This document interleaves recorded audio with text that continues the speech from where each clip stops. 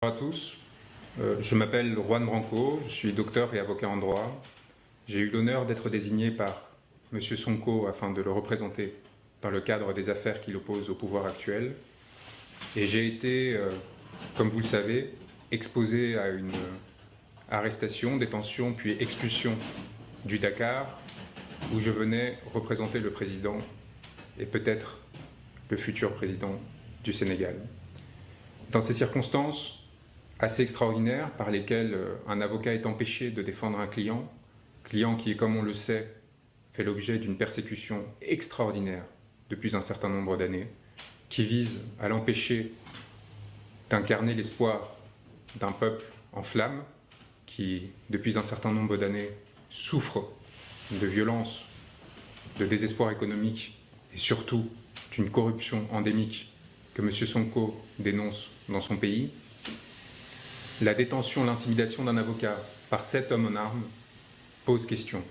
À peine sorti de l'aéroport, avec une véhémence toute particulière qui visait à éviter probablement que des passagers se solidarisent et dénoncent ce qui était en train de se passer, l'on m'a saisi mon passeport, l'on m'a exigé de rendre mes appareils électroniques et de les suivre dans une cellule où il m'a été annoncé que je serais interdit de territoire du fait de ce que je pensais.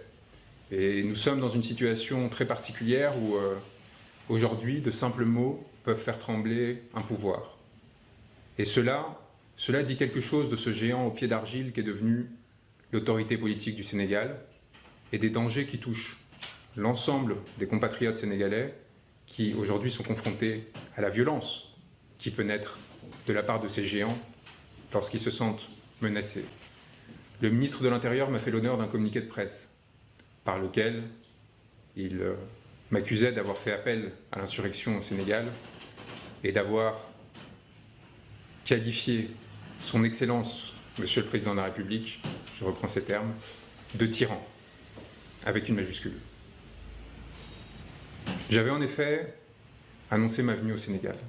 Il me semblait important de partager avec le peuple, en amont de ma participation à ce procès, que M. Sonko m'avait désigné et me faisait confiance aux côtés de 30 confrères courageux, sénégalais, qui au quotidien ont à le défendre, qui au quotidien ont à subir les conséquences de leur engagement, y compris de la part d'un bâtonnier qui semble plus pressé de sanctionner les voies divergentes que d'essayer de protéger notre robe, à leur côté évidemment, pour éviter toute manœuvre de la part du pouvoir, et que dans le cas où le pouvoir tentait une manœuvre, comme ils l'ont fait, avec le soutien de l'Élysée, car il est évident que Macky Sall n'a pas agi seul, qu'il est évident que Macky Sall, qui avait reçu 5 jours auparavant une délégation d'Élysée du Quai d'Orsay, n'a fait qu'agir sur ordre à l'égard non seulement de l'avocat de M. Sonko, mais aussi d'un opposant à la politique menée aujourd'hui en France par le président Emmanuel Macron, politique qui effondre notre pays et qui effondre évidemment les intérêts de nos alliés et des peuples avec lesquels on était habitué à travailler. Et l'on se retrouve aujourd'hui dans une situation de panique au sein de l'Élysée, qui craint de perdre sa perle rare, avec la Côte d'Ivoire, le dernier élément qui lui reste d'une influence néocoloniale, délétère, corruptive vis-à-vis des élites politiques à la fois nationales et françaises. Et vous avez un homme, M. Sonko, qui s'érige pour réclamer la fin de la corruption, pour réclamer la fin de ce régime, pour réclamer l'équité et l'équilibre, et qui fait appel pour cela à des avocats qui luttent pour les mêmes causes. Et vous avez un président du Sénégal qui a la lâcheté et une telle crainte de cette alliance qu'il s'oppose à l'arrivée sur le sol de Dakar de cette personne. Et dans le même temps, vous avez un confrère français, auquel il est fait appel comme l'on faisait auparavant des sorciers blancs. Et vous voyez la différence fondamentale entre M. Sonko, qui pour internationaliser sa cause, parce qu'il est privé de déplacement à l'étranger, parce que l'on cherche à éviter par tout moyen qu'il puisse construire une stature internationale, qu'il puisse montrer qu'il est une alternative valable au pouvoir actuel, eh bien on se retrouve dans une situation où celui-ci cherche à construire des alliances en faveur du peuple sénégalais, qui cherche à s'appuyer sur des masses populaires, les masses de gilets jaunes que nous avons défendues, avec lesquelles nous travaillons notamment, qui luttent pour les mêmes objectifs que le peuple sénégalais. Et nous avons en face les vieilles manœuvres. On fait appel donc à une personne qui va venir représenter, cette fois, l'establishment français, l'Élysée probablement, et qui accepte, et c'est là quelque chose qui pour moi touche au déshonneur, accepte de plaider face à une salle vidée de ses avocats, qu'ils soient étrangers comme moi ou nationaux. L'ensemble des avocats de M. Sonko ont été empêchés de plaider sa cause lors du procès du 30 mars dernier. Et face à cette situation, alors que l'un de ses confrères a été refoulé, Monsieur Sûr, Maître Sûr, mon confrère, plutôt que de refuser de plaider, plutôt que de s'indigner de cette situation, a tout simplement fait son office devant une cour vide, à la fois de Sens et des personnes qui étaient concernées, afin d'obtenir la décision tant attendue, demandée par l'Élysée, qui, voyant la perte potentielle, encore une fois, de son dernier point d'appui en Afrique de l'Ouest, avait décidé de tenter de calmer le jeu et imposer à Macky Sall une décision qui préserve l'éligibilité de M. Sonko, tout en le condamnant évidemment pour le déshonorer. Or, la réalité est très simple. D'une part, M. Sonko est parfaitement innocent. Le rapport qu'il a cité existe. Il a été enterré. Nous avons la preuve au sein du dossier lui-même. On a essayé de l'accuser de faux. C'est un mensonge. Premier point. Deuxième point, nous avions tous les éléments nécessaires pour faire annuler la procédure. Tous les éléments nécessaires. Et j'avais préparé, et c'est peut-être ce qui les inquiétait, des conclusions d'une part de nullité, car il semblait presque que le parquet avait voulu se tirer une balle dans le pied, tellement la citation était mal rédigée, probablement dans l'objectif de répondre aux ordres d'un régime aux abois, et en même temps, évidemment, de faire comme si la chose pouvait se dérouler tout en essayant d'enterrer. Nous avions des conclusions de nullité, nous avions évidemment des conclusions fin de relax, car ce n'est pas seulement que la procédure était nulle, c'est que M. Sonko était innocent. Nous étions prêts à la défendre, et c'est peut-être ce qui a tant fait peur le pouvoir, ce qui a tant fait peur la Cour, ce qui explique ce changement de juge à la dernière minute, cette évacuation des avocats de la défense, et cette décision que l'on a voulu être de conciliation, mais qui n'avait qu'un objectif, réussir à remporter une manche qui était mal partie, et évidemment, mettre M. Sonko face à des contradictions potentielles dans son discours. Il n'en est rien, car ce qui se passe lorsqu'un pouvoir est déliquescent, c'est d'une part des effets de courtisanerie qui créent de la médiocrité.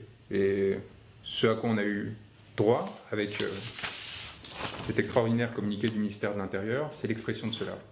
On passera sur la maltraitance de la langue française, alors que le Sénégal est un des lieux de haut vol de cette langue française, et qui aujourd'hui dans laquelle la langue française gît avec le plus de créativité, bien plus qu'aujourd'hui en France.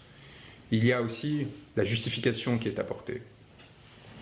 M. Branco avait publié avant son arrivée à l'aéroport international Blaise Diagne de Dakar un post sur les réseaux sociaux où il traitait son Excellence Monsieur le Président de la République, Macky Sall, de tyran, et faisait également un appel à l'insurrection dans notre pays.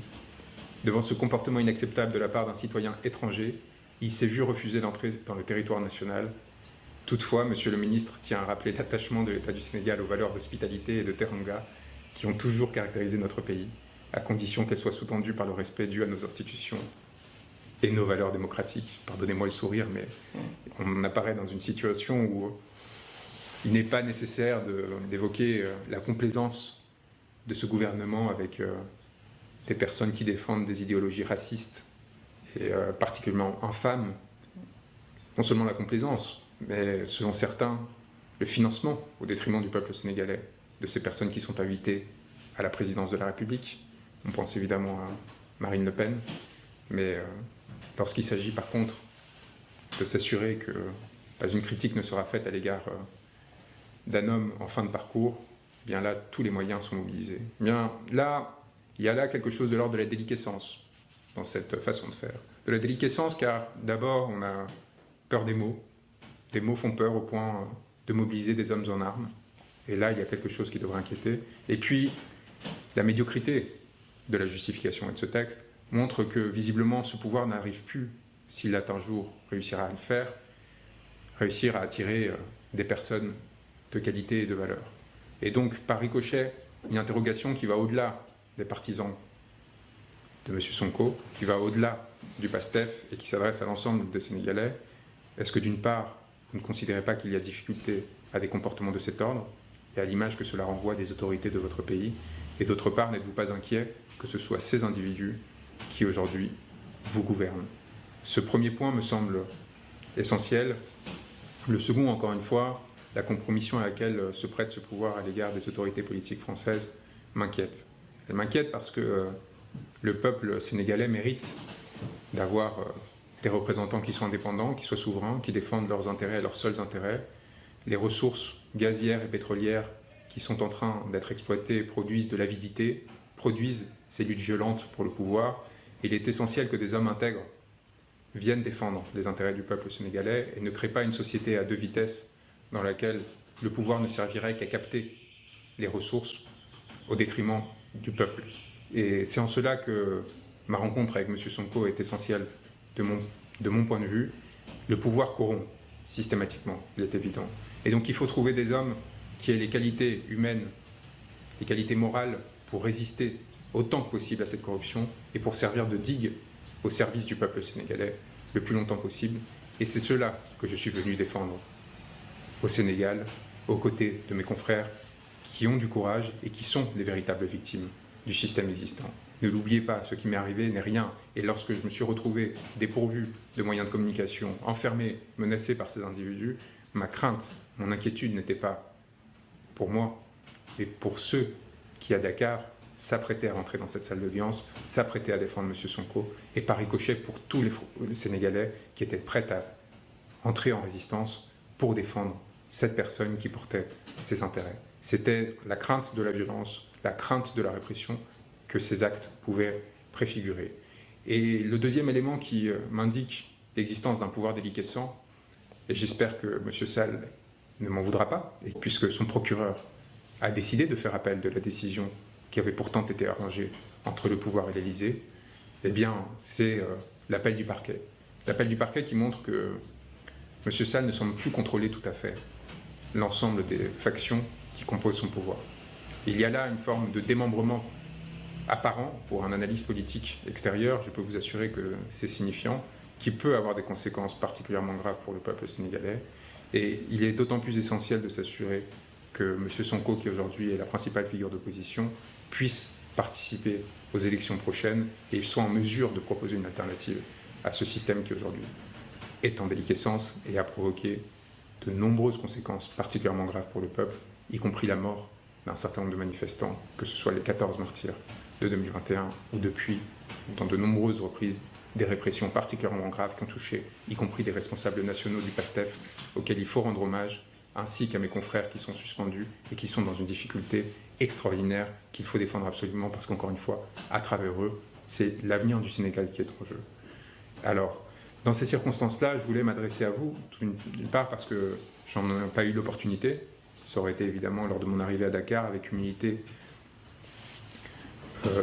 la possibilité aussi de vous transmettre un message essentiel qui consiste à dire que le monde vous regarde et que le monde est extrêmement fier et impressionné par cette jeunesse sénégalaise qui ne se laisse pas faire, qui ne se laisse pas intimider par la répression dont elle fait l'objet et qui est prête à prendre des risques extraordinaires pour défendre les valeurs cardinales de ce pays.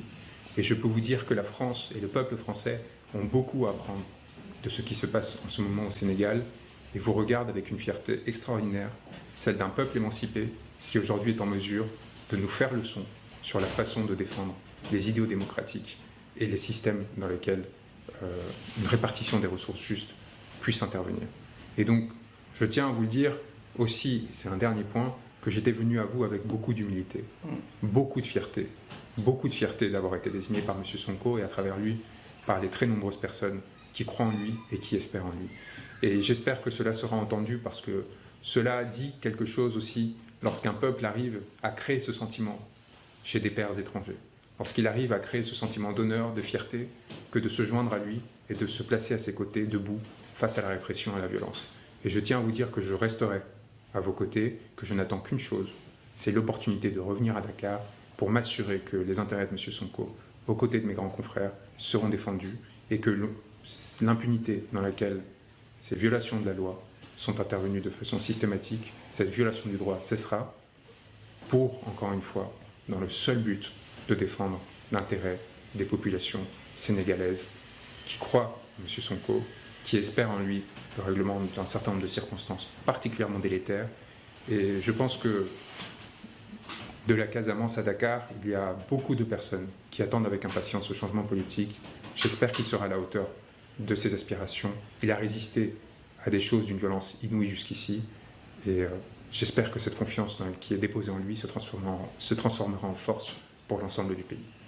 Merci à tous pour les messages extraordinaires que vous m'avez transmis, la chaleur qui a été partagée, qui m'a évidemment énormément touché. Et sachez qu'elle est entièrement revenue à vous et qu'elle continuera à le faire et que nous n'agirons justement qu'afin de protéger de façon générale, pas seulement les intérêts des partisans de M. Sonko, mais du Sénégal dans son ensemble, à notre place, avec l'humilité qui est la nôtre, en soutien des Sénégalais qui nous le demanderont et jamais dans une position d'affirmation, de domination, comme l'ont fait un certain nombre de personnes jusqu'ici, contre lesquelles nous nous opposons fermement et contre lesquelles nous continuerons de nous opposer, y compris ici depuis Paris. Merci beaucoup, Maître. Merci pour ce beau plaidoyer et merci beaucoup pour cet vibrant hommage aussi rendu au peuple sénégalais. Ce peuple qui est veillant et qui continue à se battre, notamment la jeunesse sénégalaise, pour préserver ces acquis démocratiques qu'on a arrachés de haute lutte. Et permettez-moi d'abord de revenir sur les conditions de votre expulsion. Pour le moins hilarant, voire même délirant, parce que quand j'entends un avocat qui se fait expulser et qui a failli tomber sous le coup de appel à l'insurrection, parce que en tant que professionnel du droit, je pense qu'appel à l'insurrection, ce n'est pas un délit, mais plutôt un crime. Donc si cet état-là était logique, normalement, vous devez être arrêté, normalement, et emprisonné. Parce que ce n'est quand même pas une chose simple, ce n'est pas une petite chose. Et cela prouve aujourd'hui l'État aujourd'hui qui est hors norme, de par ces brimades qu'il exerce sur son peuple depuis 10 ans, en l'occurrence sur la personne d'Ousmane Sonko. Je pense que vous avez vu, en foulant le sol du Sénégal, d'avoir un petit aperçu de ce qu'est la dictature que les Sénégalais sont en train de vivre depuis maintenant quelques années et qui est exercée sur un seul homme, qui a juste un seul défaut, c'est de vouloir briguer un troisième mandat et de vouloir stopper un système qui est là, un système avilissant, un système qui est en train de piller les ressources naturelles et qui est capitalisé sur un certain nombre de personnes et qui ne compose pas la majorité des Sénégalaises. Et la deuxième chose, c'est le fait que vous soyez aussi expulsé pour des motifs aussi fallacieux et scandaleux, parce qu'ils vous accusent d'avoir traité Macky Sall de tyran. Oui, Macky Sall, c'est un tyran. Parce que quand on voit au Sénégal aujourd'hui que toutes les libertés sont restreintes, toutes les libertés au Sénégal sont restreintes. Il y a la liberté de la presse. Des journalistes, en 2023, sont emprisonnés au Sénégal. Les libertés individuelles sont restreintes au Sénégal. Je pense que vous en êtes aujourd'hui le parfait exemple, parce que le fait juste de faire un post Facebook qui vous a valu, au-delà des motifs fallacieux que le gouvernement a voulu en tout cas faire croire à l'opinion, prouve à souhait qu'on est dans un régime dictatorial. Maintenant, pour en revenir à ce procès, parce qu'on parle aussi à l'opinion internationale, il est bien de contextualiser un peu pourquoi on est là. Parce qu'on parle de procès de diffamation. De quoi s'agit-il? Je pense que tous les Sénégalais aujourd'hui en ont fait une religion. Mais l'opinion internationale parle de diffamation parce qu'on voit à peu près des gens qui sont invités à la télé française pour la plupart et qui sont de connivence parfois avec le pouvoir, qui ont tendance à biaiser la lecture que la personne qui n'est pas sénégalais puisse avoir de la chose. Et ça, c'est hyper important qu'on recontextualise un peu pourquoi on est là aujourd'hui. On a un ministre à qui on avait confié une mission, un projet d'envergure, qui avait pour but d'éradiquer le chômage des jeunes. Un rappel de contexte, aujourd'hui le Sénégal est composé de plus de 72% de la population qui a moins de 35 ans. Et sur ces 72%, il y a près de 40% qui ne travaillent pas, qui sont aujourd'hui au chômage. Donc ce projet-là était destiné, un projet encore une fois qui est à hauteur de 40 millions d'euros, était destiné à réduire le chômage des jeunes avec un projet d'envergure, un projet d'investissement qui était pour construire ce qu'on appelle des domaines agricoles communautaires, histoire d'éradiquer le chômage des jeunes. Aujourd'hui, je pense que ce point-là principiel a été mis en exergue et qu'on a voulu faire croire ce phénomène diffamatoire que Ousmane Sonko aurait exercé sur la personne de Mame Mbaye Niang, alors qu'on sait que c'est faux, c'est basé sur des choses qui ne sont pas correctes.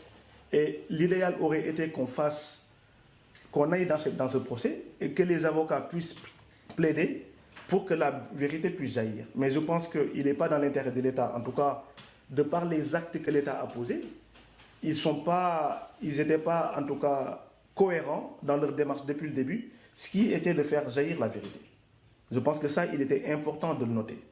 Maintenant, pour revenir sur ce qui s'est passé à la journée du 30, je pense que on ne peut même pas se permettre de parler projet, ne serait-ce que pour respecter le droit, parce qu'il y a des entorses, multiples d'entorses aux droits qui ont été commises. D'abord, votre expulsion illégale, scandaleuse, pour des raisons, encore une fois, pour les moins dérilants. Parce qu'on ne peut pas concevoir dans un pays normal, un pays qui se réclame d'un état de droit, un pays qui se respecte, expulser un avocat. Pendant ce temps, la partie civile a le droit, eux, de faire venir un avocat étranger à qui on déroule le tapis rouge. Ça, je pense que l'image du Sénégal en prend un sacré coup.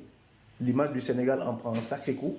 Parce que cette démocratie sénégalaise tant chantée jusqu'ici, je pense qu'on est en train de connaître l'histoire le plus sombre de notre démocratie sénégalaise. Et c'est pour ça, nous, on se mettra en bouclier pour se battre. Pour se battre, quel qu'en soit que ça puisse nous coûter, pour que cette démocratie-là, encore une fois, puisse être restaurée. Le jour du procès, enfin, la veille même, parce que je pense que pour un procès normal, pour un pays qui se respecte, on n'a jamais vu de l'histoire, en tout cas moi je ne l'ai jamais vu, qu'on dessaisisse un juge à moins de 18 heures du procès. 2 avocats de la défense qui ont été aussi empêchés pour des raisons inconnues, sûrement venues de plus haut comme on dit, parce que le bâtonnier ne peut pas se permettre de dessaisir un avocat à moins de 12 heures du procès. Donc ça, c'est jamais vu dans l'histoire. Et je pense que c'est des choses qui sont quand même pas glorieuses dans la démocratie sénégalaise. Et c'est des choses qu'on aurait pu éviter. Et autrement, il y a aussi des témoins qui ont été empêchés de comparaître. Parce que je rappelle que sur cette histoire-là, il y a une personne qui s'appelle Brahim Seck de la société civile qui a écrit un livre entier pour dénoncer ce carnage à hauteur de 36 milliards de francs CFA, pour lequel je pense qu'il n'a été ni poursuivi, ni fait l'objet d'aucune condamnation. Et personne, ni Mame Mbaye Niang, ni les ministres aujourd'hui de Macky Sall qui étaient de l'autre bord à l'époque, qui avaient même dénoncé ce scandale-là. Aujourd'hui, il faut savoir que le dénominateur commun de tout ça, maître, c'est que c'est l'obsession de Macky Sall de vouloir briguer un 3e mandat. Donc les libertés, encore une fois, y passent. Donc on restreint toutes les libertés. Aujourd'hui au Sénégal, il y a des arrestations arbitraires et abusives, surtout quand on est membre de PASTEF ou sympathisant de PASTEF, ou on soupçonne même d'avoir des accointances avec le parti PASTEF. Ça, c'est quelque chose qu'il faut dénoncer. La deuxième des choses, on est dans un pays où ce même Ousmane Sonko qui cristallise, comme vous l'avez si bien dit, l'espoir de la jeunesse sénégalaise, et qui a ce tort-là, l'État est en train d'exercer toutes les pressions possibles et imaginables pour qu'il ne soit pas candidat, pour que Macky Sall puisse s'éterniser au pouvoir. Et ça, la jeunesse sénégalaise est prête à dire non pour que cela ne se produise pas.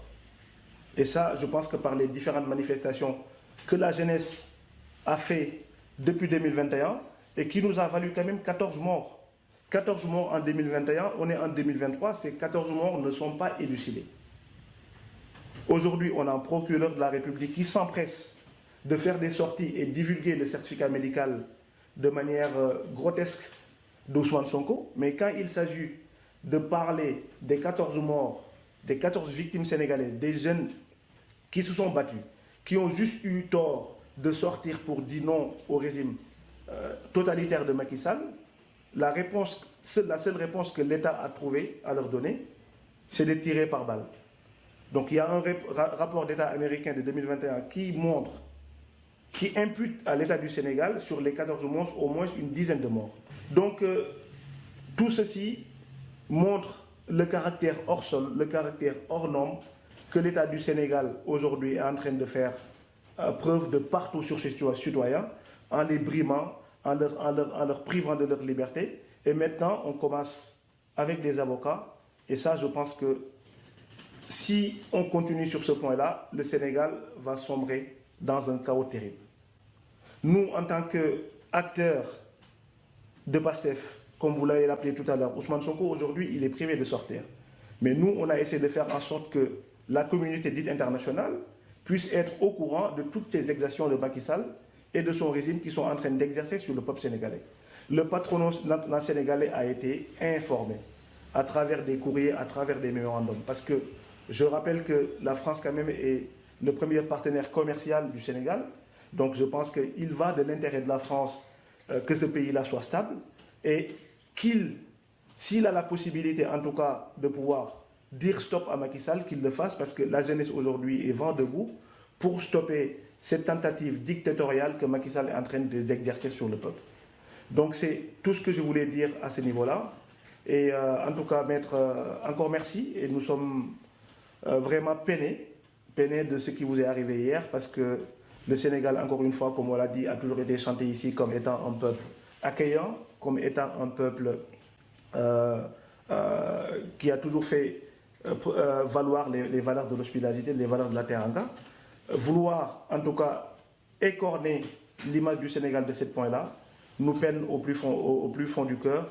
Et en tout cas, en espérant, comme vous l'avez si bien dit, que les droits de la défense puissent être restaurés, parce que Ousmane Sonko aujourd'hui a été privé de tous ses droits. Et si on va jusqu'à éliminer ses avocats, là, on est quand même dans un régime stalinien, on est dans un régime digne du régime de Pinochet. Et ça, le peuple sénégalais, en tout cas, particulièrement la jeunesse, après les 14 morts depuis 2021 qui ne sont pas élucidés, on a 500 personnes aujourd'hui qui croupissent dans les geôles de Macky Sall de manière injuste. En 15 jours, 500 personnes, 500 jeunes sénégalais ont été arrêtés de manière arbitraire, ont été arrêtés injustement parce qu'ils ont voulu juste faire valoir leur droit de manifester, et aujourd'hui à qui on colle des motifs fallacieux, des motifs scandaleux d'appel à l'insurrection et d'atteinte à la sûreté de l'État. Comme Maître a failli en tout cas en être victime hier. Donc pour un État, encore une fois, qui se veut sérieux, pour une République qui se réclame d'un État de droit, je pense que c'est des choses qu'il faut éviter et qu'on dénonce aujourd'hui de la manière la plus vigoureuse et qu'on exige à la libération de toutes ces personnes et sans condition.